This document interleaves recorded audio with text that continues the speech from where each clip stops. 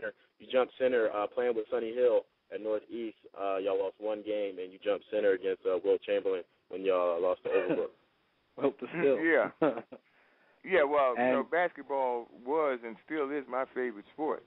And when I left Roosevelt Junior High School, Washington Lane and Musgrave, I went to Germantown High School, and I went out for the basketball team, and they said because they had the A and B back then where you graduated midterm. So basketball season was already going on. So when I went out for the team, the coach there told me that it was too late, that they already had the team and everything. So the following week, I transferred to Northeast at 8th and Lehigh. And Guy Rogers, great player, he was my idol. And when I ended up at Northeast, it was still midterm. I went out for the team. I had no problem. I ended up starting. And like I said, Sonny Hill was on that team. A guy named T. Parham, Bobby Young, Milt Davis, just to name a few of those guys.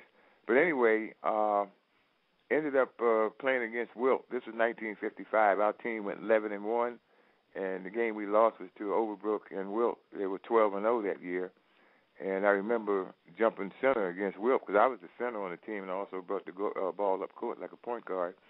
And Wilt scored 48 points against us. They beat us by like 10 points because we had a really good team, and so did they. But Wilt was the factor. And there was a guy named Bill Shefsky.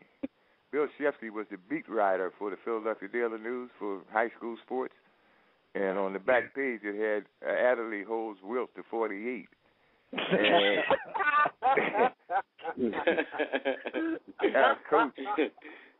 Coach Ike Willie was really upset about that because he thought it was kind of embarrassing for me and everybody else. So when he finally saw Bill Shefsky, he said, well, why would you want to put something like this and blast it on the back page?